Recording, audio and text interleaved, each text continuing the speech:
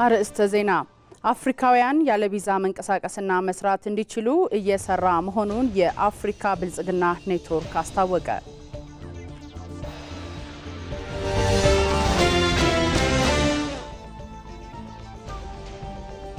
አፍሪካ በሀብቷ እንድትጠቀም ወጣቶቿን በፖሊሲ አወጣጥና ተገባበር ላይ ማሳተፍ እንደሚገባ ተገለጸ።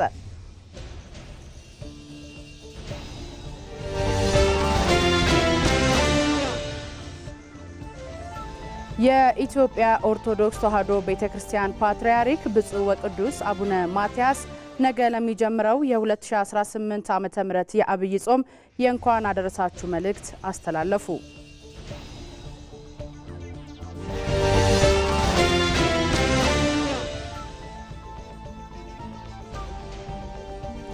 የጨፌ ኦሮሚያ 5ኛ ዓመት 6ኛ የሥራ ዘመን 10ኛ መደበኛ ጉባኤ ተጠናቀቀ።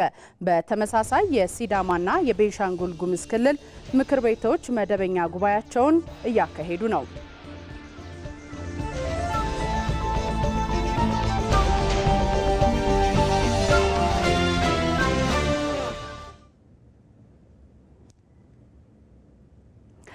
ጤና ይስጥልን ተመልካቾቻችን፣ 7 ሰዓት ሆኗል። ከኢትዮጵያ ቴሌቪዥን የሰዓቱን ዜና ይዘን ቀርበናል። ከዜናዎቹ ጋር ሰናይት ብርሃኔ ነኝ።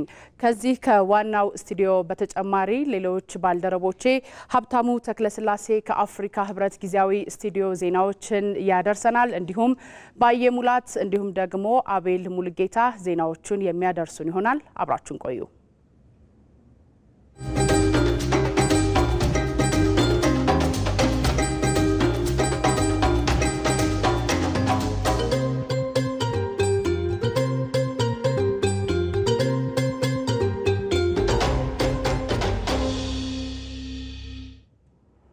ከአፍሪካ ህብረት ጊዜያዊ ስቱዲዮ ያሉትን ዜናዎች እናስቀድም። እነዚህን ዜናዎች ደግሞ ሀብታሙ ተክለስላሴ ያደርሰናል። ሀብታሙ እንደምን ውለሃል?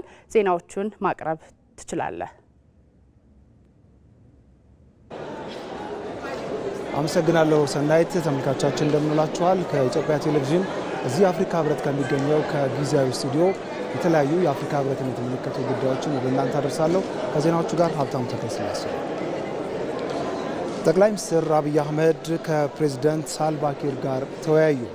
በአዲስ አበባ እየተካሄደ የሚገኘው 39ኛው የአፍሪካ ህብረት የመሪዎች ጉባኤ በዛሬው ሁለተኛ ቀን ውለው በተለያዩ ወሳኝ አህጉራዊ ጉዳዮች ላይ መምከሩን ቀጥሏል። ከጉባኤው ጎን ለጎን ጠቅላይ ሚኒስትር አብይ አህመድ ከደቡብ ሱዳን ፕሬዝዳንት ሳልቫ ኪር ማያርዲት ጋር ተገናኝተው ተወያይተዋል። መሪዎቹ በውይይታቸው በቀጠናዊና የሰላም እንዲሁም የጸጥታ ጉዳዮች ላይ ትኩረት አድርገው ተወያይተዋል።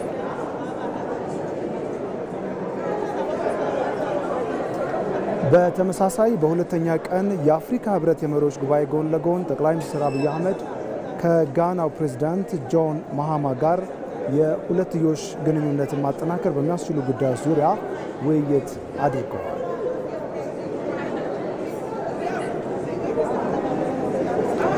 ዛሬ ጠቅላይ ሚኒስትር አብይ አህመድ ከኬንያው ፕሬዝዳንት ዊሊያም ሩቶ ጋር በአህጉራዊ እንዲሁም የቅድሚያ ጉዳዮችና የወል ፍላጎቶች ላይ ፍሬያማ ውይይት አድርገዋል። እንዲሁም ከናሚቢያ ፕሬዝዳንት ቱምቦ ናዲዮ ንንዴት ጋር በአህጉራዊና በቀጠናዊ እንዲሁም በሌሎች የትብብር ጉዳዮች ላይ ሀሳብ ተለዋውጠዋል። በሁለተኛው ቀን የአፍሪካ ህብረት የመሪዎች ጉባኤ ጎን ለጎን ከደቡብ አፍሪካው ፕሬዝዳንት ሲሪል ራማፎሳ ጋር የሁለትዮሽ ግንኙነት ማጠናከር በሚያስችሉ ጉዳዮች ዙሪያ ተወያይተዋል።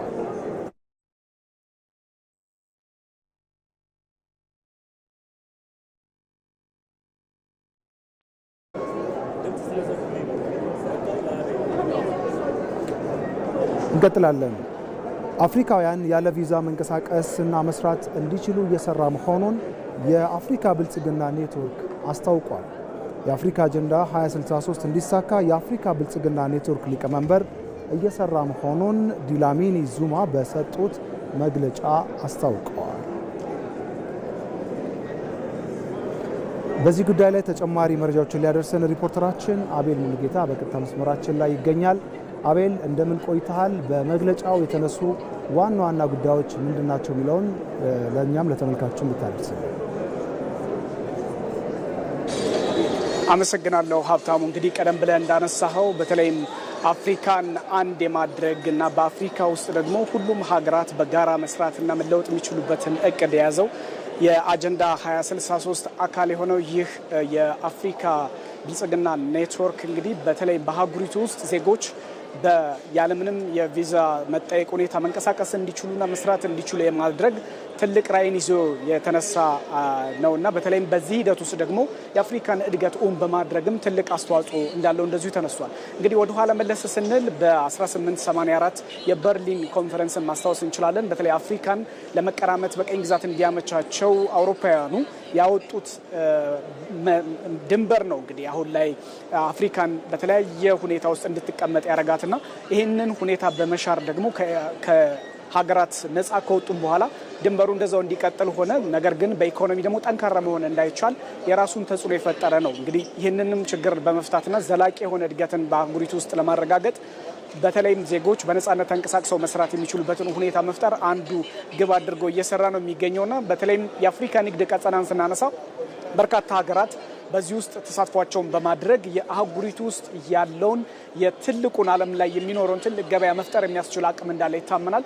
ከ1.5 ቢሊዮን በላይ የሚሆን ሕዝብ አሁን ላይ በአፍሪካ ውስጥ ይገኛል ተብሎ ይታሰባልና ይህንን ሁሉ ሕዝብ መነሻ ያደረገ ደግሞ ተጠቃሚ የሚያደርግ አንድ ወጥ የሆነ ገበያ መፍጠርም እንደዚሁ እቅድ የያዘ ነው። እንግዲህ በአጠቃላይ ደግሞ ወደ 3 ትሪሊዮን ዶላር የሚሆን ጂዲፒ ይኖራል ተብሎ ይታሰባል በነዚህ በአፍሪካ ውስጥ በአጠቃላይና ይህንን ትልቅ ማርኬት መፍጠር ወይም ደግሞ ገበያ መፍጠር ከተቻለ የአህጉሪቱ ዜጎች በቀላሉ መገበያየት የሚችሉበትንና ያለ ቀረጥና ያለ ታሪፍ መገበያየት የሚቻልበት በርካታ ዜጎችንም ከድህነት ማውጣት የሚቻልበት አንዱ መሆኑ እንደዚሁ ተገልጿል ማለት ነው። እንግዲህ ፍሪ ቪዛን በመፍጠር ደግሞ ነፃ የሆነ እንቅስቃሴ ማድረግ እንዲችሉ ይሄ በአህጉሪቱ ውስጥ ያሉ ሀገራት የራሳቸውን አስተዋጽኦ እንዲያበረክቱም እንደዚሁ ጥሪ ቀርቧል። አፍሪካን እንግዲህ ድንበር አልባ የሆነ እንቅስቃሴ በመፍጠር ዜጎች በቀላሉ መንቀሳቀስ የሚችሉበትን መፍጠርና ኢኮኖሚውን የበለጠ ለማሳለጥ የሚያስችል ሁኔታዎችን ማመቻቸት እንደሚቻል ተገልጿል ማለት ነው። እንግዲህ በዛሬው መግለጫ ላይ እስካሁን 4 ሀገራት ይህንን ስምምነት መፈረማቸውና ቀሪ ሀገራት ደግሞ በተለይም ይህንኑ ስምምነት በመፈረም ነገሩን ማፋጠን እንደሚገባም እንደዚሁ ተነስቷል ማለት ነው። ስለዚህ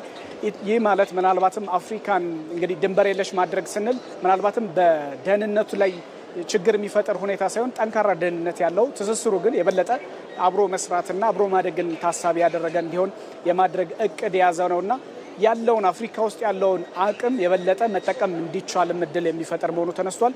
እንግዲህ በአጀንዳ 2063 በርካታ ጉዳዮች እንዳሉ ይታወቃል። በተለይም የወጥ የሆነ በአፍሪካ ህብረት የሚመራ ቪዛ አገልግሎትን መስጠት እንዲቻልም እንደዚሁ እቅድ ተጀምሮ ወደ ተግባር ተገብቷል። እስካሁን በዲፕሎማቶች ደረጃ እየተሰጠ ነውና በቀጣይ ግን በመላ አፍሪካ ውስጥ የሚገኙ ዜጎች በዚህ ላይ ተጠቃሚ የሚሆኑበትን እድል መፍጠር እንደሚገባ እንደዚሁ ተነስቷል ማለት ነው። ሀብታሙ፣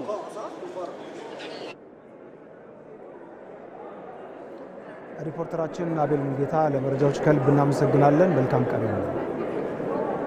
ከኢትዮጵያ ቴሌቪዥን ዜናዎቻችን እንደቀጠሉ ናቸው። የአዲስ አበባ ከተማ ልማት በጠንካራ አመራር የተመራ መሆኑን መናገር የሚያስችል ነው ሲሉ የ39ኛው የአፍሪካ ህብረት ጉባኤ ተሳታፊዎች ተናገሩ። የከተማዋ እድገት በሚዲያ ከሰሙትም በተለየ በፈጣን እድገት ላይ መሆኑን ተሳታፊዎቹ ተናግረዋል። በዚህ ጉዳይ ላይ ተጨማሪ ሀሳቦችን ሊያጋራን ሪፖርተራችን ባየ ሙላት ደግሞ እዚሁ በቀጥታ መስመራችን ላይ ይገኛል። ባየ እንደምን ቆይተሃል? ያነጋገርካቸው የጉባኤ ተሳታፊዎች ያነሱት ሀሳብ ምንድን ነው የሚለውን ጠቅላላ አድርገህ ነው።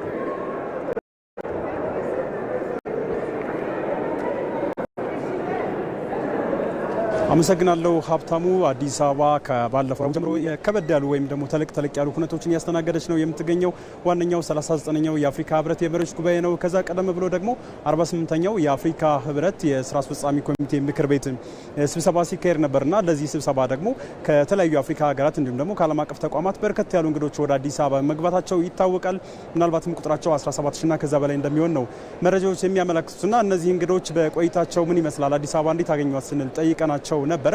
ከቦሌ ዓለም አቀፍ አውሮፕላን ማረፊያ ጀምሮ የነበረው አቀባበል ምንም እንከን የሚያወጣለት እንደሆነ ነው የገለጹልን። ወደ ከተማዋ ከገቡ ጀምሮ ደግሞ ወደ ማረፊያቸው አካባቢ ሆቴሎች፣ የከተማዋ ገጽታ ልዩና ከዚህ በፊት ከሰሙትና ከአዩት እንዲሁም ደግሞ ሲነገር ከነበረው በፍጹም የተለየ መሆኑን ነው የነገሩን። በተለይም ደግሞ አንዳንዶቹ ከዚህ ቀደም መጥተው አሁን ድጋሚ የመጡ አንዳንዶቹ ደግሞ የመጀመሪያቸው መሆኑን ነው የገለጹልን። አዲስ አበባ ታዲያ እንዴት ነበረች፣ እንዴት አገኛችኋት ስንል ጠይቀናቸዋል። ከመንገዶቹ ጽዳት ጀምሮ የሆቴሎች ብቃት፣ ውበት እንዲሁም ደግሞ መስተንግዶ ከተማዋ የአፍሪካ መዲናነቷን የሚመጥን ሆነው እንዳገኙት ነው የነገሩን። ከተማዋ ከተማ ብቻ ሳትሆን መናፈሻ ሆና እንደጠበቀቻቸው፣ ይህ ደግሞ ውበቷን ይበልጥ እንደጨመረውም ነው የገለጹት። ምናልባትም ከጉባኤው ጎን ለጎን ደግሞ ለመዝናናት ምቹ ሆኖ አግኝተውታል። የመንገዶች ስፋት፣ ንጽህና፣ ከዛ ባለፈ የሰዎች እንግዶች ሲመጡ የነዋሪዎች አቀባበል ለእንግዶች የሚመጥን ኢትዮጵያ አፍሪካውያንን የምታስተናግድ ሁለተኛ ቤታቸው መሆኑን የገለጹበት ወይም ደግሞ ያስተዋሉበት መሆኑን ነው የነገሩን ማለት ነው።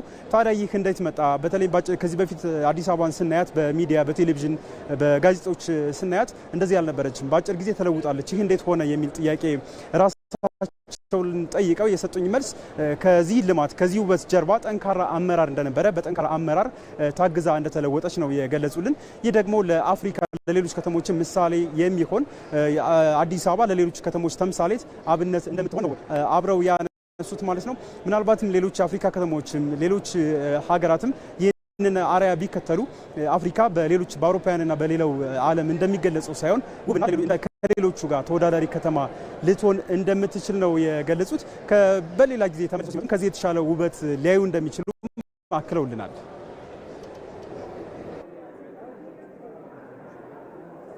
ሪፖርተራችን ባየ ሙላት ላደረስከን መረጃዎች ከልብ እናመሰግናለን። መልካም ቀን ይሁንልህ። ተመልካቾች ዜናዎቻችን እንደቀጠሉ ናቸው። አፍሪካ በአህጉራዊ ነጻ ንግድ ቀጠና አማካኝነት አንድ የኢኮኖሚ ማህበረሰብ ለመፍጠር እየሰራች ትገኛለች። ይህንን ግዙፍ የንግድ እንቅስቃሴ በብቃት ለመምራት የሚያስችል የሰለጠነ የሰው ኃይል ማፍራት ደግሞ የአህጉሪቱ ትልቁ የቤት ስራ ነው። በተለይም በሎጂስቲክ በንግድ ሕግና በፋይናንስ ዘርፍ ያለውን የባለሙያ እጥረት ለመቅረፍ የቴክኒክና ሙያ ተቋማት እንዲሁም የከፍተኛ ትምህርት ስርዓቱ ለገበያው የሚመጥን ብቁ ዜጋ ማፍራት ላይ ትኩረት ይጠይቃል። ይህንን በተመለከተ ሪፖርተራችን ብርክታይት ተገኝ ተከታዩን ጥንቅር አዘጋጅታለች። አብረን እንከታተል። አፍሪካ የዘመናት የኢኮኖሚ ጥገኝነቷን ታሪክ ለማድረግና በአህጉሪቱ ሀገራት መካከል ያለውን የንግድ ልውውጥ ለማሳለጥ የዓለማችን ግዙፉን የጋራ ገበያ በአፍሪካ አህጉራዊ ነጻ ንግድ ቀጠና እውን አድርጋለች። ከ1.4 ቢሊዮን በላይ ሕዝብን የሚያስተሳስረው ይህ የንግድ ቀጠና የሸቀጦች ዝውውርን ብቻ ሳይሆን የሰለጠነ የሰው ኃይል በነጻነት እንዲንቀሳቀስም ይጠይቃል። ኢትዮጵያም ይህ ነጻ የንግድ ቀጠና ይዞት የሚመጣውን እድል ለመጠቀም የብሔራዊ ነጻ ንግድ ቀጠና ትግበራ ስትራቴጂ በመንደፍ ወደ ስራ ገብታለች። ይሁን እንጂ እንደ አህጉር ይህንን ግዙፍ ገበያ የሚመራ በንግድ ህግ፣ በሎጂስቲክስና በፋይናንስ የሰለጠነ የሰው ኃይል የማፍራቱ ጉዳይ አሁንም በጥልቀት ሊታሰብበት የሚገባው ጉዳይ ነው። በአሁኑ ወቅት በአፍሪካ ዩኒቨርሲቲዎች የሚያመርቱት የሰው ኃይል እና የአፍሪካ ነጻ አህጉራዊ ቀጠናው የሚጠይቀው ክህሎት መካከል ክፍተት ያለ ይመስለኛል። በእኔ በኩል አንዳንድ ጥናቶች እንደተመለከትኩት ለምሳሌ ነጻ የንግድ ቀጠናው ቀልጣፋ የሎጂስቲክ ባለሙያዎችን ይፈልጋል። ይሁን እንጂ በኢትዮጵያም ሆነ በሌሎች የአፍሪካ ሀገራት ይህ ትምህርት በብዛት የሚሰጠው በንድፈ ሀሳብ ደረጃ እንጂ በተግባር ብዙም የተደገፈ አይደለም። ይህ ስምምነት የተወሳሰቡ የንግድ ህጎችን እና የግጭት አፈታት ዘዴዎችን መከተል ያስፈልጓል።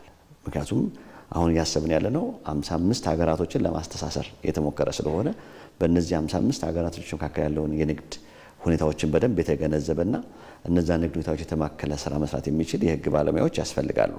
ስለዚህ የኢትዮጵያ ዩኒቨርሲቲዎች የህግ ትምህርት ቤቶችን ብንወስዳቸው አህጉራዊ የሆኑ የንግድ ህጎችን እና የኢንቨስትመንት ህጎች ላይ በቂ የሆነ ትኩረት ሰጥተው መስራት ያለባቸው ይመስላል። ኢትዮጵያ የድሬዳዋ ነጻ ንግድ ቀጠና በሙሉ አቅሙ ወደ ትግበራ እንዲገባ ከማድረግ አልፋ ከአጎራባች ሀገራት ጋር በንግድ የሚያስተሳስሩ የመንገድና የባቡሩ መሰረተ ልማቶችንም ገንብታ አብሮ ማደግን እንዲወልዱ እየተጋች ነው።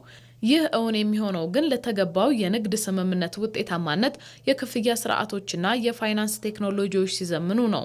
ምናልባት ወደ 2.3 ትሪሊየን ዩኤስዲ ጂዲፒ ያላቸው ሀገራቶች ላይ የማቅረብ እድል ነው የፈጠረ ያለው ማለት ነው። ይሄን ስናስበው የዲጂታል ክፍያ ስርዓቶችን እንደው ከአህጉራዊ የክፍያ ስርዓት ጋር ማስተሳሰር ምናልባት የፓን አፍሪካን ፔመንት እና ሴትልመንት ሲስተም በአፍሪካ ህብረት ተይዞ የተገበረ ያለና ምናልባት ከኬንያ ለገዛነው ዕቃ በኢትዮጵያ ብር የምንከፍልበትን እነሱ ደግሞ ከኛ ለገዙን በኬንያ ሽሊንግ የሚከፍሉበት ሁኔታ የሚያመቻች ስርዓት የተዘረጋ ነው ያለው ማለት ነው። የክፍያ ስርዓት ማለት ነው። እሱ ላይ ሰፖርት የሚያደርጉ አሁንም የዲጂታል የሆኑ ክፍያ ስርዓቶችን ማዘመን ይፈልጋል። የተጀመሩ የመሰረተ ልማት ትስስሮች በባለሙያ ካልታገዙ ውጤታቸው አስጋሚ ነው። ለዚህ ደግሞ የትምህርት ተቋማት ሚና ቁልፍ ነው። በተለይም በቴክኒክና ሙያ ዘርፍ የሚሰለጥኑ ወጣቶች ለሀገር ውስጥ ኢንዱስትሪ ብቻ ሳይሆን ለአህጉራዊ ገበያ ተወዳዳሪ ሆነው መውጣት ይኖርባቸዋል። እነዚህ የምናደርጋቸው በአገራችን ደረጃ የምንሰራቸው የክህሎት ልማት ስራዎች ሄደው ወደ ቀጠናው ደረጃ ወዳለን ትስስር ያድጋሉ። በአፍሪካ ውስጥ ባለን የንግድ ኮምፒቲቲቭነስ ተወዳዳሪነት ውስጥ ሚና አላቸው። ለምን ዛሬ እዚህ በአገር ውስጥ የምናሰለጥነው የሰው ኃይል አቅርቦቱ ሄዶ በዓለም አቀፍ ደረጃ እኛ ከሌሎች ጋር በምናደርገው የንግድ ልውውጥ ደረጃ የሚያስፈልግን ሙያተኛ ማቅረብ ላይ ትኩረት ያደርጉ ናቸው። የሰለጠነ የሰው ኃይል የምናቀርበው ለሀገር ውስጥ ብቻ አይደለም። ከዛም ባሻገር በምንፈጥራቸው ትስስሮች ውስጥ ሚና አለው ማለት ነው። ይሄን ተከትሎ ነው ቀጠናዊ ትስስርን ማጉላት አለብን በሚል መርሆ ላለፉት 5 ዓመታት ለጎረቤት ሀገራት በተከታታይ በየአመቱ ከ250 በላይ የሆኑ የጎረቤት ሀገራት ዜጎችን በስኮላርሺፕ ፕሮግራም ተጠቃሚ ስናደርግ ቆይተናል። ለምንድን ነው የምንሰጠው? ይሄንን ዋና መሰረተ ዓላማው ቀጠናዊ ትስስርን ማጠናከር ስላለብን ነው። የአፍሪካ ነጻ ንግድ ቀጠና ለኢትዮጵያ አዲስ የገበያ በር ከፍቷል። በበሩ ዘልቆ ለመግባትና ውጤታማ ለመሆን የሰለጠነ የሰው ኃይል ቁልፍ መሳሪያ ነው። ምርትና አገልግሎትን ብቻ ሳይሆን እውቀትንም ድንበር አቋራጭ ማድረግ የቻሉ ባለሙያዎችን ማፍራትም የነገው የአህጉሪቱ የብልጽግና ዋስትና ነው። አፍሪካ አንድ ገበያ ስትሆን ያንን ገበያ የሚመራ ተወዳዳሪ አህጉራዊ ባለሙያ ማፍራት ዛሬም ትልቁ የቤት ስራ ነው።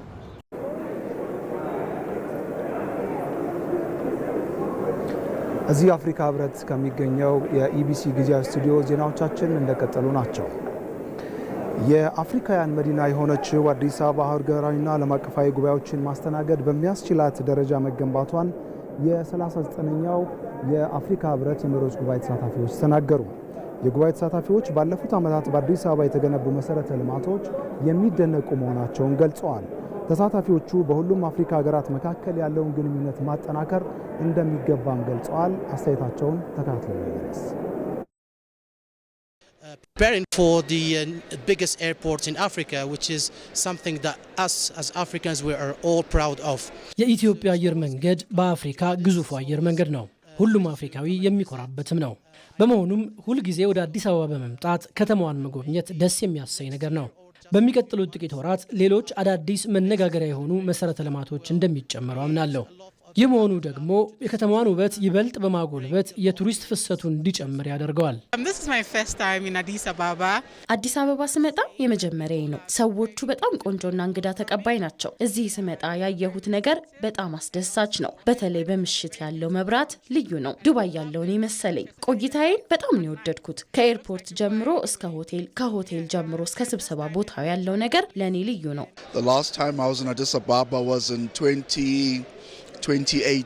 ለመጨረሻ ጊዜ አዲስ አበባ የመጣሁት በ2018 ነበር።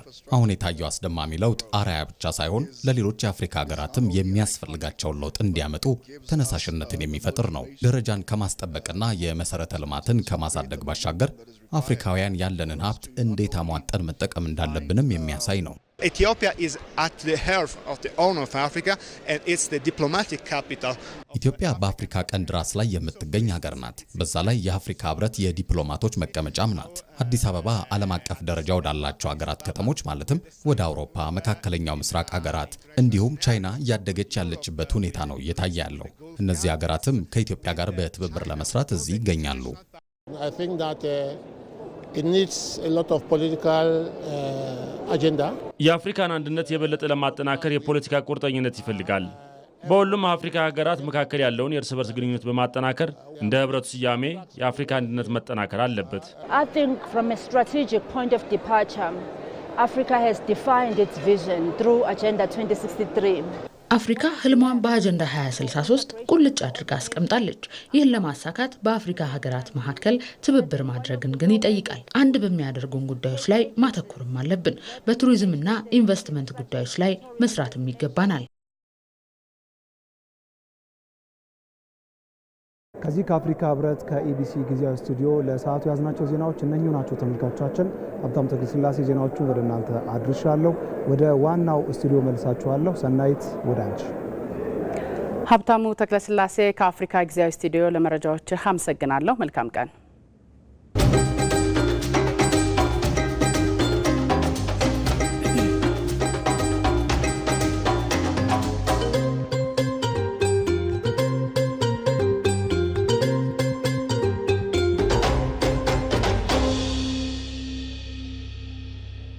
የአፍሪካ ህብረት ለአህጉር በቀል ቋንቋዎች ቅድሚያ የሚሰጥ ህግ አለው። ህብረቱ እነዚህ ቋንቋዎች ቢያስቀድምም ካሉ 6 የስራ ቋንቋዎች አፍሪካ በቀል የሆነው ግን አንድ ብቻ ነው። በተለይ ደግሞ የተቋሙ መመስረቻ ቻርተር የተፈረመበት አማርኛ ይፋዊ የስራ ቋንቋ አለመሆኑ ህብረቱ ላወጣቸው ህጎች ተግባራዊነት መስራት እንዳለበት ጠቋሚ ነው። መሀሊት ታደለ።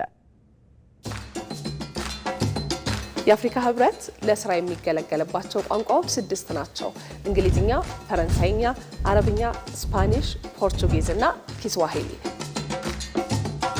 ቋንቋዎቹ ከ2 ወደ 6 ያደጉት ግን በጊዜ ሂደት ነው። ታሪኩ የአፍሪካ አንድነት ድርጅት ግንቦት ወር 1955 ዓ.ም አዲስ አበባ ላይ ሲመሰረት ይጀምራል። ያኔ የድርጅቱ መመስረቻ ቻርተር ከተፈረመባቸው 4 ቋንቋዎች አንዱ አማርኛ ነበር። እንግሊዝኛ፣ ፈረንሳይኛና አረብኛ ደግሞ ቀሪዎቹ ቋንቋዎች ናቸው። አማርኛ ኢትዮጵያ ለድርጅቱ ምስረታ በነበራት የአሰባሳቢነት ሚና እንዲሁም የጉባኤው አስተናጋጅ ሀገር በመሆኗ ተመርጧል። እንግሊዝኛና ፈረንሳይኛ ደግሞ የአፍሪካ ሀገራት በቀኝ ግዛት ስር በነበሩበት ጊዜ የሚጠቀሙባቸውና በቀላሉ ለመግባባት የሚያስችሉ ናቸው ተብሎ ስለታመነባቸው ነበር ቻርተሩ የተፈረመባቸው። አረብኛም የሰሜን አፍሪካ ሀገራት ዜጎች የሚናገሩት ቋንቋ በመሆኑ የድርጅቱ መመስረቻ ቻርተር ተፈርሞበታል። ነገር ግን ድርጅቱ ከተመሰረተ በኋላ የስራ ቋንቋ እንዲሆኑ ከተመረጡ ቋንቋዎች መካከል አማርኛና አረብኛ አልተካተቱም። እንግሊዝኛና ፈረንሳይኛ የአፍሪካ አንድነት ድርጅት የስራ ቋንቋ ስለመሆናቸው በቻርተሩ አንቀጽ 29 ላይ ተደንግጓል። በ1966 ዓ.ም በ11ኛው የድርጅቱ የመሪዎች ጉባኤ ሶማሊያ ሞቃዲሾ ላይ የሰሜን አፍሪካ ሀገራት በስፋት የሚጠቀሙበት ነው በሚል አረብኛ የስራ ቋንቋ እንዲሆን ተወሰነ። በ16ኛው የመሪዎች ጉባኤ ላይ ደግሞ ፖርቱጊዝ 4ኛው የድርጅቱ የስራ ቋንቋ እንዲሆን እንዲሁ ውሳኔ ያገኘ። እንዲህ እያለ የአፍሪካ አንድነት ድርጅት ወደ አፍሪካ ህብረትነት ሲለወጥ በህብረቱ መመስረቻ አንቀጽ ላይ የህብረቱ የስራ ቋንቋዎች ከተቻለ የአፍሪካ ቋንቋዎች እንዲሁም ቀድሞ የነበሩት 4ቱ ቋንቋዎች ይሆናሉ የሚል ድንጋጌ ተቀመጠ። ከዚህ በኋላ ነው ስፓኒሽ እና ኪስዋሂሊ የህብረቱ ተጨማሪ የስራ ቋንቋዎች እንዲሆኑ የተወሰነው። አሁን ላይ ህብረቱ 6 የስራ ቋንቋዎች ቢኖሩትም ከነዚህ መካከል አፍሪካ በቀል የሆነው ኪስዋሂሊ ብቻ ነው። ቋንቋው በአህጉሪቱ ብዙዎች ይናገሩታል በሚል ምክንያት የህብረቱ የስራ ቋንቋ ቢሆንም ብቸኛው አህጉራዊ ቋንቋ መሆኑ ግን አሁንም አፍሪካ በቀል ቋንቋዎች በህብረቱ ትኩረት እንዳላገኙ ማሳያ ነው። ከሴማዊ ቋንቋዎች ከአረብኛ ቀጥሎ ብዙ ተናጋሪዎች ያሉት አማርኛም እስካሁን ድረስ የህብረቱ የስራ ቋንቋ አልተደረገም። አማርኛ አብዛኞቹ ተናጋሪዎቹ ኢትዮጵያውያን ቢሆኑም በጅቡቲ፣ በኤርትራ እንዲሁም በሱዳን አዋሳኝ አካባቢዎች ላይ በስፋት የሚነገር ቋንቋ ነው። ኢትዮጵያውያን በሚኖሩባቸው የውጭ ሀገራትም ጭምር በዲያስፖራዎች ዘንድ በብዛት ከሚነገሩ የተለያዩ የውጭ ቋንቋዎች መካከል አንዱ ሆኖ የሚጠቀስ ቋንቋ ነው። ለምሳሌ በአሜሪካ፣ በእስራኤል፣ በኬንያ፣ በተባበሩት አረብ ኤምሬቶችና በሌሎችም ሀገራት በስፋት ይነገራል። ለዚህም ነው ኢትዮጵያ አማርኛን የአፍሪካ ህብረት የስራ ቋንቋ እንዲሆን ይፋዊ ጥያቄ ያቀረበችው። በወቅቱ የኢትዮጵያ ውጭ ጉዳይ ሚኒስትር የነበሩት የዛሬው ፕሬዝዳንት ታዬ አጽቀሥላሴ ኢትዮጵያ ያቀረበችው ጥያቄ ከአፍሪካ 2063 አጀንዳ ጋር የሚጣጣም መሆኑን አንስተዋል። አማርኛ ከጥንታዊ የአፍሪካ ቋንቋዎች አንዱና የራሱ ፊደላት ያሉት መሆኑ ደግሞ የህብረቱ የስራ ቋንቋ ሲሆን አፍሪካ በቀል ቋንቋዎችን በማሳደግ በኩል የጎላ ሚና ይኖረዋል። በሌላ በኩል ለህብረቱ ምስረታም አፍሪካውያንን በማሰባሰብ ረገድ ትልቅ ሚና የተጫወተች ለዓለም አቀፍ የጥቁሮች የነጻነት ንቅናቄ ፓን አፍሪካኒዝም መሰረት የሆነችን ሀገር ቋንቋ የህብረቱ የስራ ቋንቋ ማድረግ አስፈላጊነቱ አያጠራጥርም። ያን ብቻ ሳይሆን ህብረቱ የአፍሪካን የቋንቋ ብዝሃነትና የጋራ ማንነት ለማጠናከር የያዘውን ውጥን እንዲያሳካም ያግዘዋል።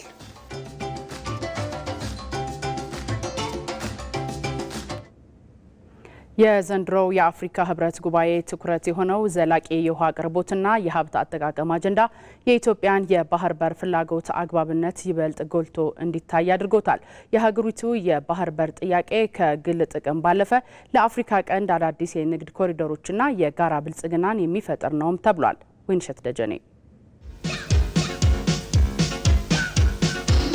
በአዲስ አበባ እየተካሄደ የሚገኘው 39ኛው የአፍሪካ ህብረት የመሪዎች ጉባኤ አህጉሪቱ ያሏትን የተፈጥሮ ጸጋዎች ለጋራ እድገትና ለዘላቂ ብልጽግና ማዋል በሚቻልባቸው ስልታዊ መንገዶች ላይ ትኩረቱን ያደርጋል።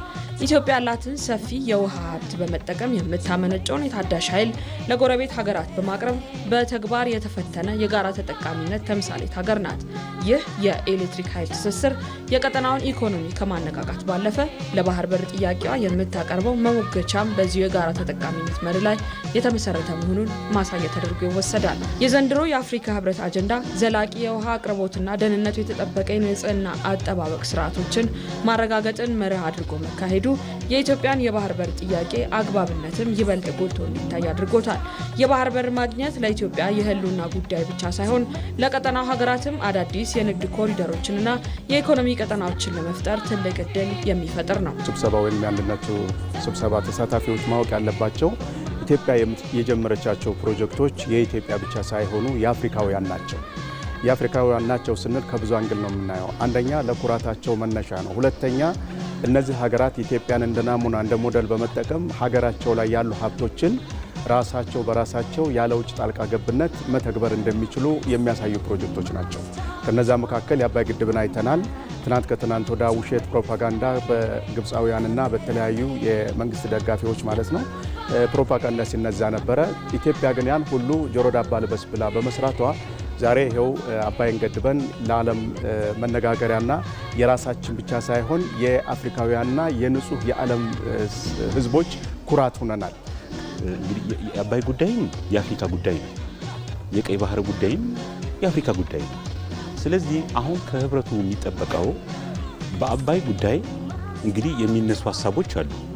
በአባይ ጉዳይ ዓለም አቀፍ ህግ የሚፈቅደውን የተለመደውን አሰራር አሁን ደግሞ አፍሪካውያን የተስማሙበትን ይሄ ፍትሃዊ የሆነ የውሃ ክፍፍል የሚለውን ጉዳይ በዘለቄታ ጭምር በመጠቀም እንደ አፍሪካ እንደ ወንድማማችነት አይቶ እዚህ ጉዳይ ላይ ግልጽ የሆነ አቋም መያዝ አለበት።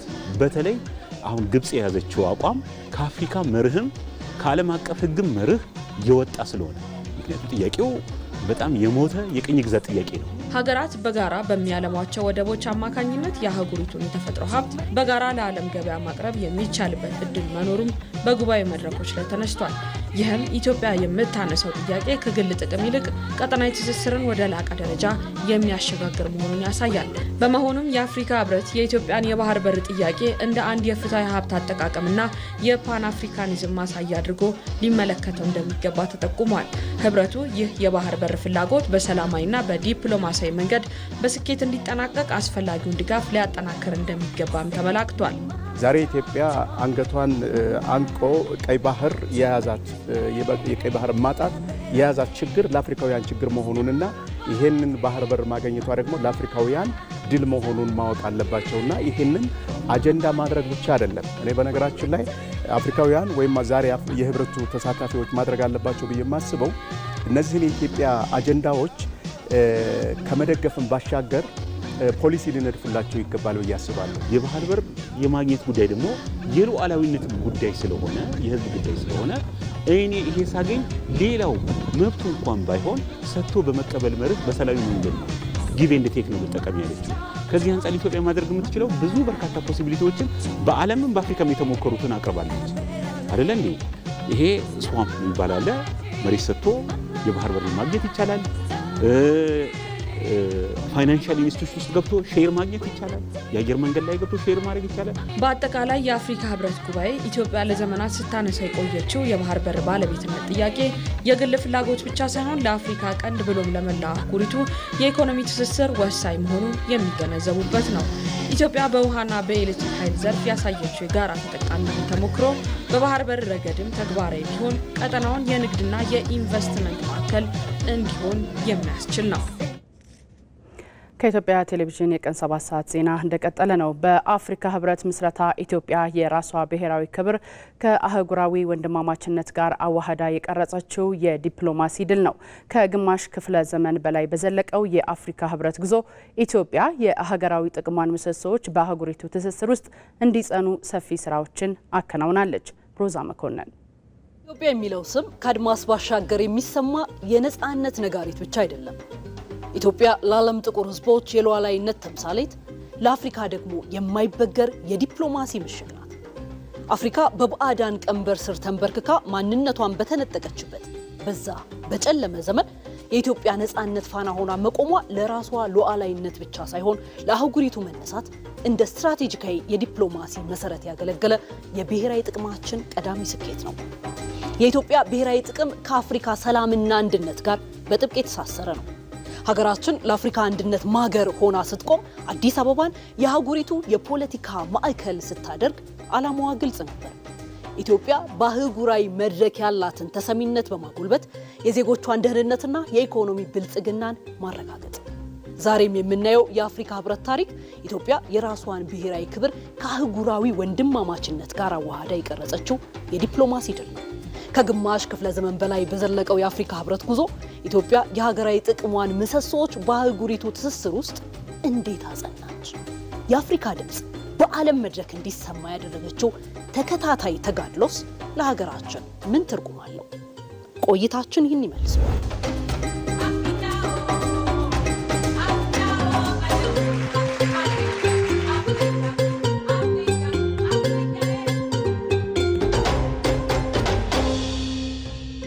በ1950ዎቹ መጀመሪያ የርዕዮተ ዓለም ተቃርኖና የቅኝ ግዛት ዘመን ሴራዎች በአፍሪካ ሀገራት መካከል መለያየትን ፈጠሩ። ከሁሉ በላይ ደግሞ አፍሪካ ዛሬውኑ ወደ አንድነት መምጣት አለባት በሚሉና አህጉራዊ አንድነቱ ቀስ በቀስ ይምጣ የሚሉ የካዛብላንካና የሞኖሮቪያ ቡድኖች መካከል አህጉሪቱ በሁለት ጎራ ተከፈለች። አፍሪካ የመዋሃድ ህልሟ አደጋ ላይ በወደቀበት በዚያ ወሳኝ ወቅት ኢትዮጵያ የሰላም መልእክተኛ ሆና ብቅ አለች። ቀዳማዊ ኃይለ ሥላሴ በመሪዎች መካከል የነበረውን የሐሳብ ልዩነት በዲፕሎማሲ ድልድይ ያገናኙት። ልዩነታችን ጥቂት፣ አንድነታችን ግን መሰረታዊ ነው በሚለው ጥልቅ ንግግራቸው በሁለቱ ቡድኖች መካከል የአንድነት መድረክ ገነቡ። ዛሬ 63 ዓመት በግንቦት ወር 1955 ዓ.ም አዲስ አበባ የልዩነት ማክተሚያ የአንድነት መባቻ ሆነች። ነፃነታቸውን ያረጋገጡ የአፍሪካ ሀገራት በአዲስ አበባ ተሰብስበው የአፍሪካ አንድነት ድርጅትን መሰረቱ።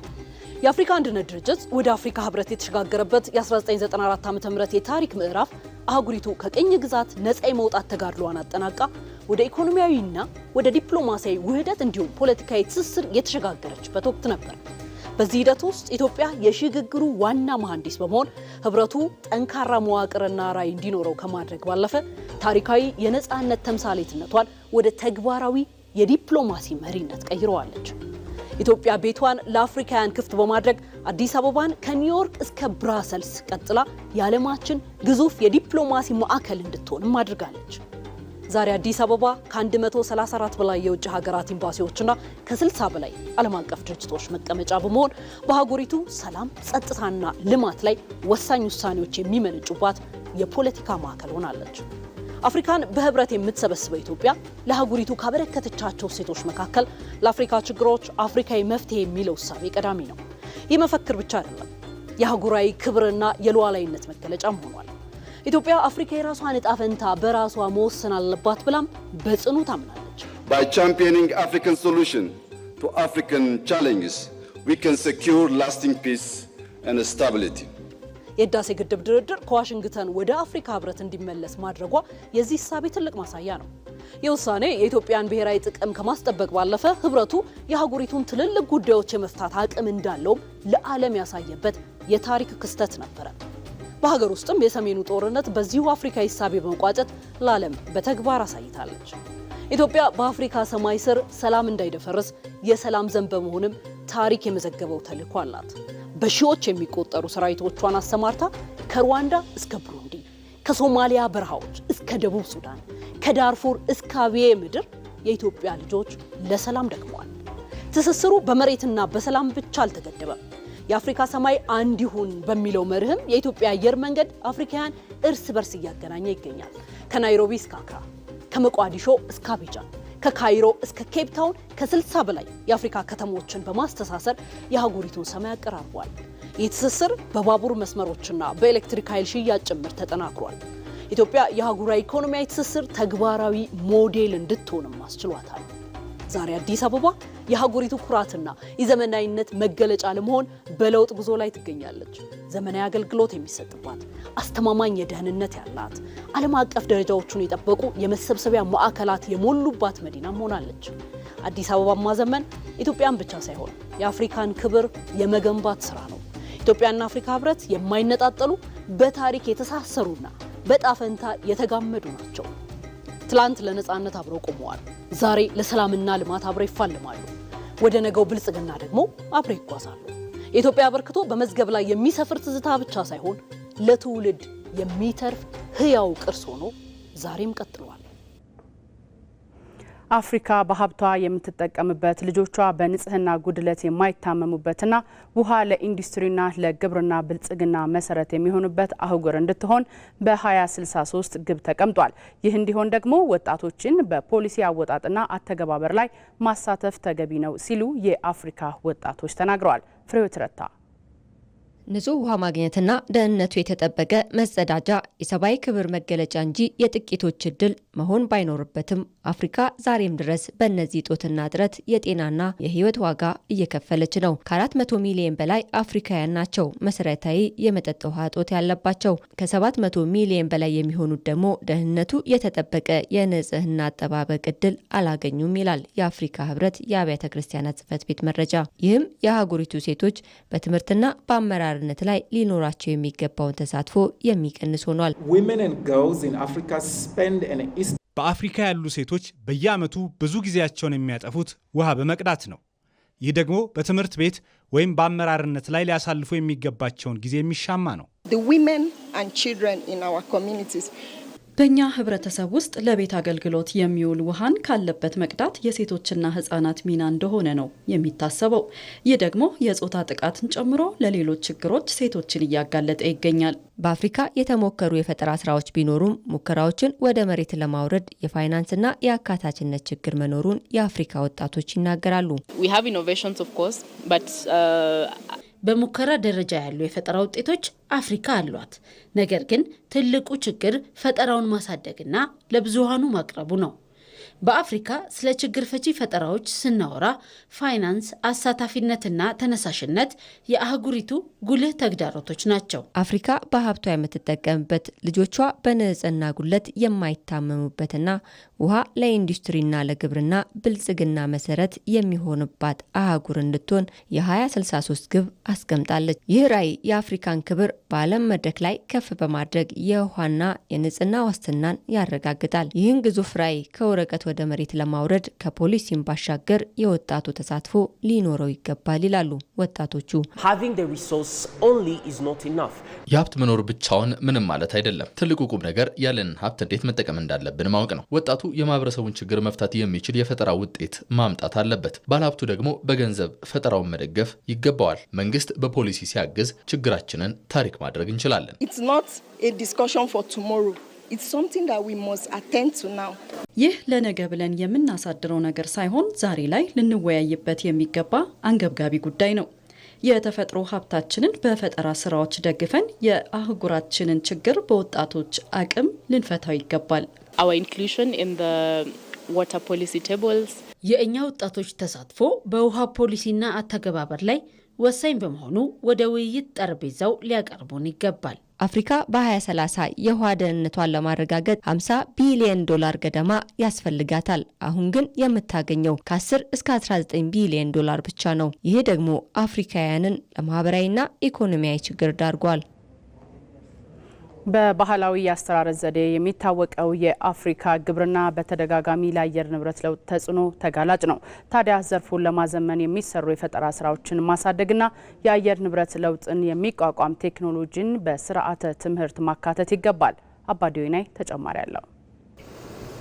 ከ60 በመቶ በላይ የሚሆነው የአፍሪካ ሕዝብ ኑሮውን ግብርና ላይ መሰረት ያደረገ ነው። ዘርፉ ለአህጉሪቱ ቀዳሚ የውጭ ምንዛሪ ምንጭም ነው። በዓለም ላይ ካለው ጥቅም ላይ ያልዋለ ሊታረስ የሚችል መሬት ከ60 በመቶ በላይ የሚገኘው በአፍሪካ አህጉር እንደሆነም መረጃዎች ያመለክታሉ። ታዲያ በባህላዊ የአስተራረስ ዘዴ ጥገኛ የሆነው የአፍሪካ ግብርና በተደጋጋሚ ለአየር ንብረት ለውጥ ተጽዕኖ ተጋላጭ ሲሆን ይስተዋላል። ይህንን ተጽዕኖ ለመቋቋምና ግብርናውን ለማዘመን የፈጠራ ስራዎች ላይ አፍሪካ ልትሰራ ይገባል። ዲጂታል ትራንስፎርሜሽን ኢን አግሪካልቸር is a new phenomenon. የግብርና የዲጂታል ትራንስፎርሜሽን የአፍሪካ አዲስ ገጽታ ነው። አፍሪካ የግብርና ዘርፏን ለማዘመን ስራዎችን በስፋት እየሰራች ነው። የምግብ ሉዓላዊነት ለማረጋገጥና የምንፈልጋትን አህጉር ለመፍጠር በግብርና የፈጠራ ስራዎች ላይ ሊሰራ ይገባል። ሀገራት በዘርፉ ልምድ ሊለዋወጡ ይገባል። ግብርና ለአፍሪካ ሕዝብ ዋነኛ የገቢ ምንጭና መተዳደሪያ በመሆኑ አዳዲስ የፈጠራ ቴክኖሎጂዎችን ማስፋፋት ያስፈልጋል። የአየር ንብረት ለውጥ በአፍሪካ ግብርና ላይ የሚያሳድረውን ተጽዕኖ ለመከላከል የተለያዩ የፈጠራ ስራዎች ወይም ስማርት ክላይሜት ቴክኖሎጂዎችን መጠቀም አሁን ላይ የግድ ይላል። አፍሪካ ያስፈልጋታል፣ ኢኖቬሽን ያስፈልጋታል። ክላይሜት ስማርት የሚባል አግሪካልቸር አለ። ክላይሜት ስማርት መሆን አለበት። የ21ኛው ምዕተ ዓመት የአፍሪካ እርሻ በተቻለ መጠን ክላይሜት ስማርት ስንል ምንድን ነው? አየር ንብረትን ለውጥን ሳባው ሊቋቋም የሚችል ልቀትን ሊቀንስ የሚችልና ምርታማነት ያለው 3 ጉልቻዎች አሉና እነዚህን ሊያሟላ የሚችል የእርሻ ዘይቤ ግዴታ ነው ከዚህ በኋላ ማለት ነው። 21st ሴንቸሪ የምንጠብቀው አግሪካልቸር የዚህ አይነት መሆን አለበት፣ ተወደደም ተጠላ ማለት ነው። የአየር ንብረት ለውጥ ተጽዕኖን ለመቋቋም በዘርፉ ተመልካቾቻችን ወደ ዜናዎቹ እንመለሳለን። አሁን ከአፍሪካ ህብረት አዳራሽ በአፍሪካ ህብረት በነበሩ ውይይቶች ላይ እየተሰጠ ያለ መግለጫ አለ። እሱን በቀጥታ እንከታተል። They will be available at 3 o'clock.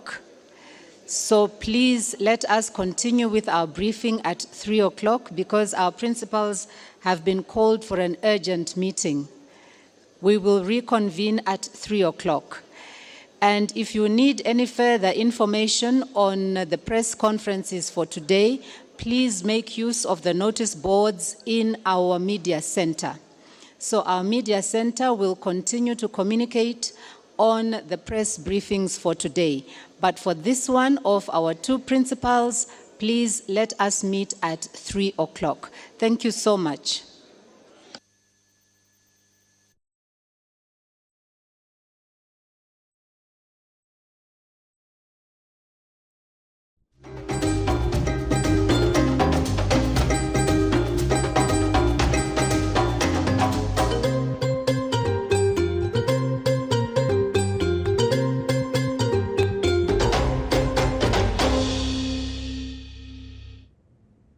ተመልካቾች መግለጫው 9 ሰዓት ላይ ይቀጥላል። አሁን ወደ ዜናዎቻችን እንመለሳለን። አፍሪካ በጸጥታ፣ በኢኮኖሚ እንዲሁም በአየር ንብረት ለውጥ ምክንያት የሚያጋጥሟትን ፈተናዎች በዘላቂነት ለመፍታት ስትራቴጂካዊ መፍትሄ እንደሚያስፈልጋት ምሁራን ይገልጻሉ። ለአፍሪካ ችግሮች አፍሪካዊ መፍትሄ የሚለውን መርህ ወደ ተግባር ለመለወጥ 39ኛው የአፍሪካ የመሪዎች ጉባኤ ወሳኝ መድረክ እንደሚሆን ይጠበቃል። ምንተስኖት ይልማ በርካቶች የተስፋዋ የታሪክ ማህደሯ የነገው ዓለም መሪ አህጉር ናት ሲሉ ይደመጣሉ። አፍሪካ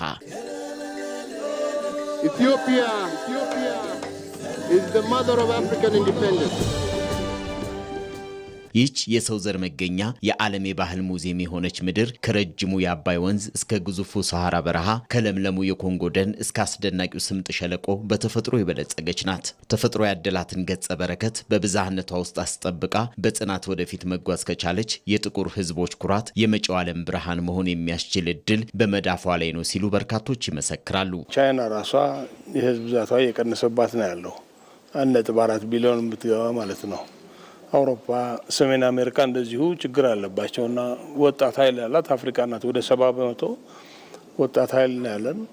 ሁለተኛ የተፈጥሮ ሀብት አለን።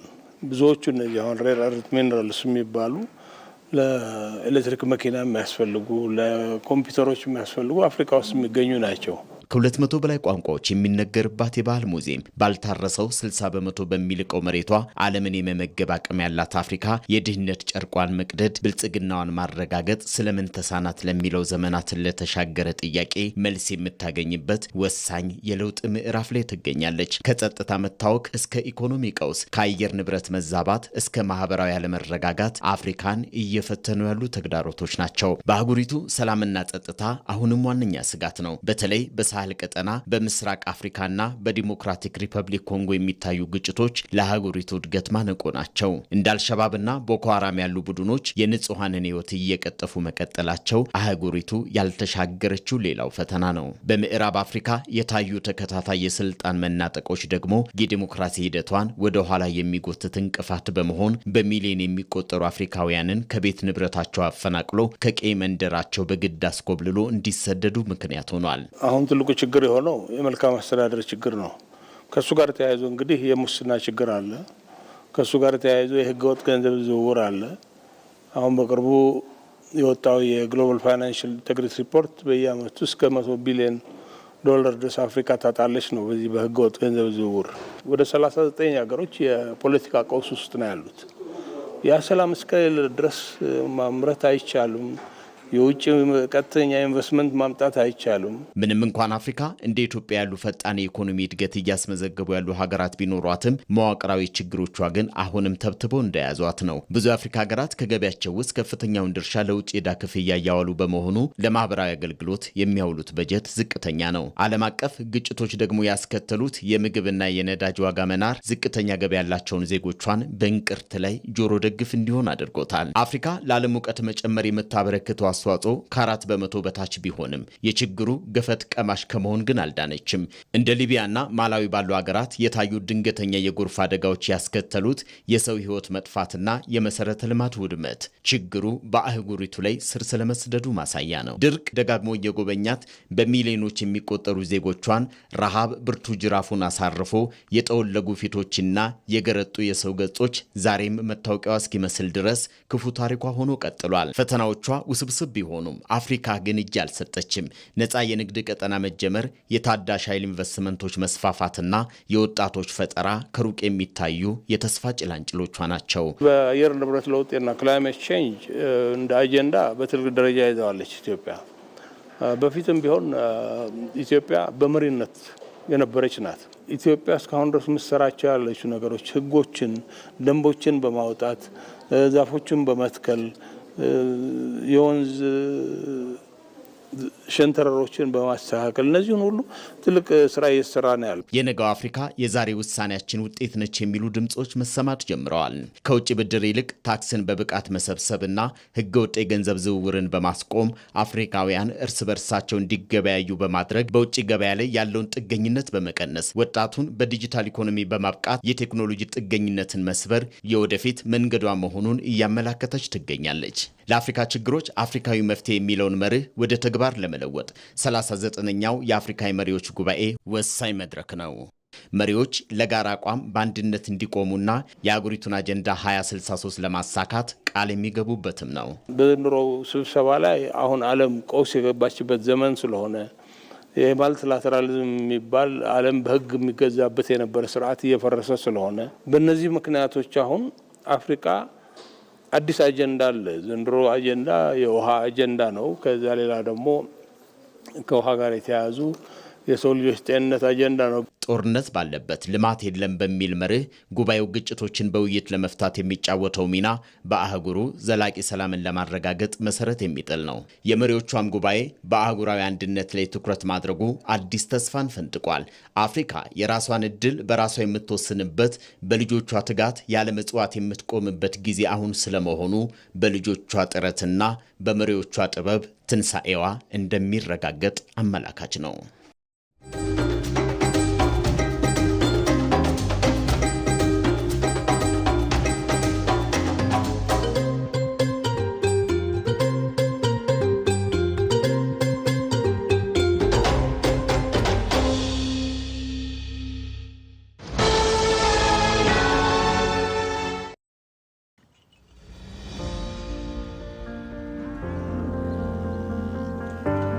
እንዴት ዋላችሁ? መስገን ምን ነው ቀዘቀዝ? ትንሽ አዝመራ ዘር አነሳለብኝና ምን እናግዝ ታዲያ? እኔም ማርሽ የምመልሰው የእህል ዘር ብድር ባገኝ ብዬ ስንከራተት ነው ያልኩኝ። እስከ መቼ የእህል ዘር በብድር ይሞላል ብለን? ምን ላርግ ታዲያ?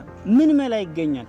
መላውንማ ልንገርህ። እኔው ራሴ ማዳበሪያን ሰው ይመላ ሳፈላልግ የኢትዮጵያ ንግድ ባንክ ለአርሶ አደሩም ለአርብቶ አደሩም እፎይታ የሚሰጥ ብድር ማዘጋጀቱን አልሰማም መሰል? ይኸውልህ ለሰብል ምርት ብትል፣ ለመጋዘን፣ ለግብርና መሳሪያ፣ ለማዳበሪያ፣ ለወተት ተዋጽኦ ብትል፣ ለእንስሳት እርባታ የሚሆን አመቺ ብድር አመቻችቷል። ግን እንደው ለኔ የሚያበድሩኝ ይመስላል?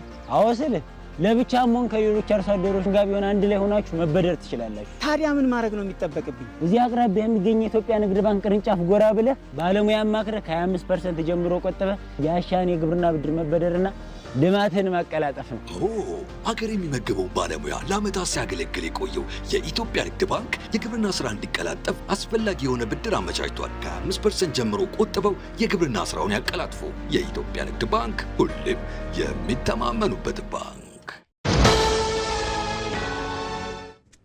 ዜናዎቻችን እንደቀጠሉ ናቸው። ተመልካቾቻችን የጨፌ ኦሮሚያ 5ኛ ዓመት 6ኛ የስራ ዘመን 10ኛ መደበኛ ጉባኤ ተጠናቀቀ።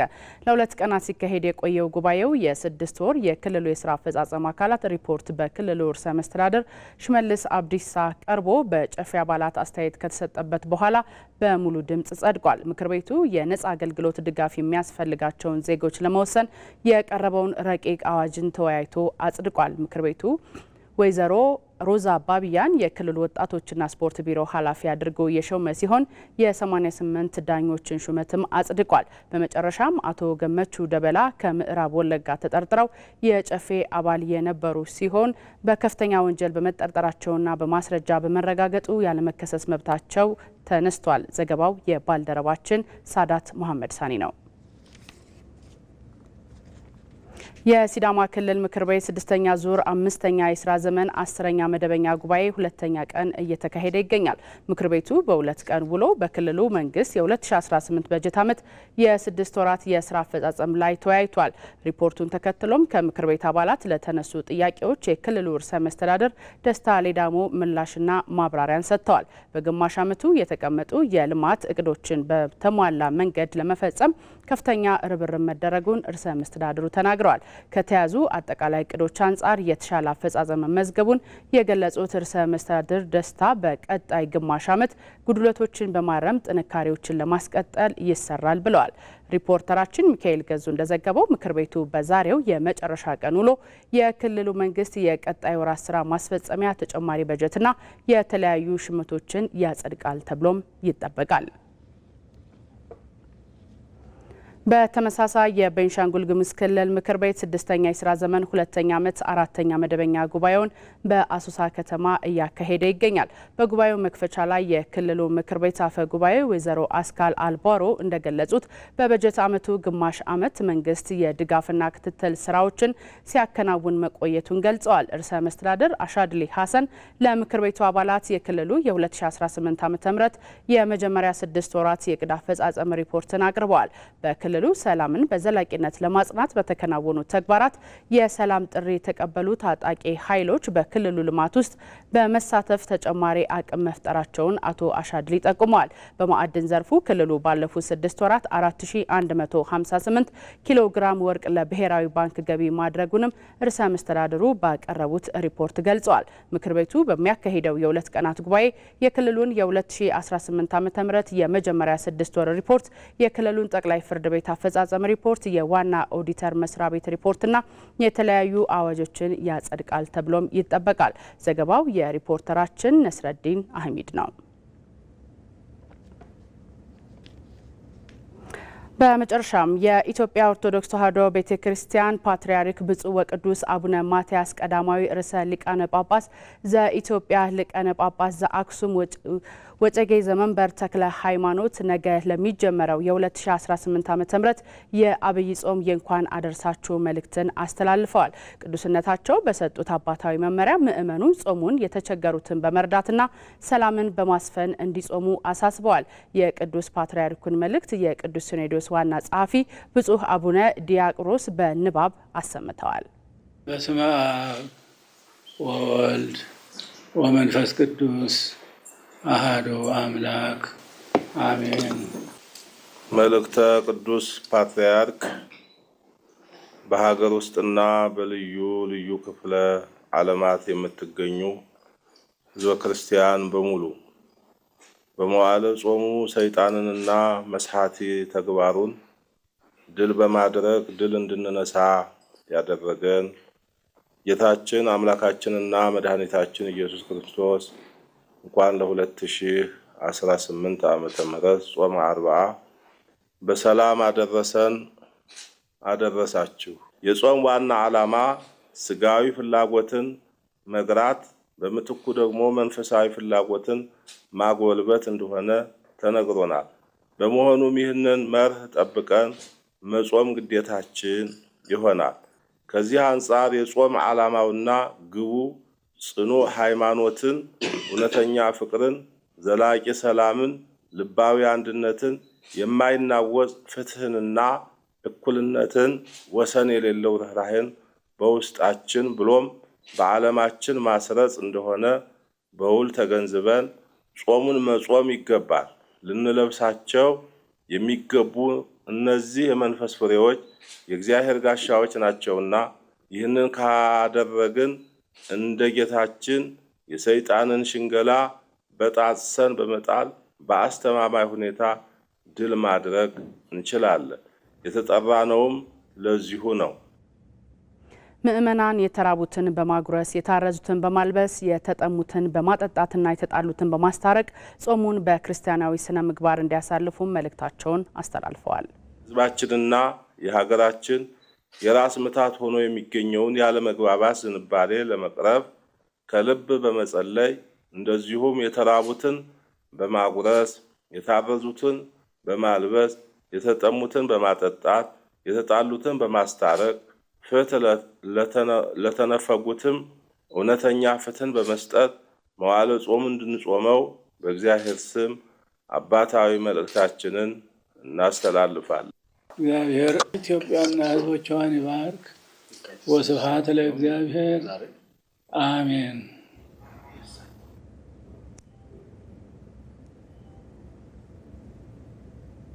ተመልካቾቻችን ከኢትዮጵያ ቴሌቪዥን የእሁድ የቀን 7 ሰዓት ዜናዎች እነዚህ ነበሩ። ዜናዎችን ወደ እናንተ በማድረስ ሰናይት ብርሃኔ ከመላው የስቱዲዮ ባልደረቦቻችን ጋር በጋራ በመሆን ቆይታ አድርገናል። አብራችሁን ስለነበራችሁ እናመሰግናለን። መልካም ጊዜ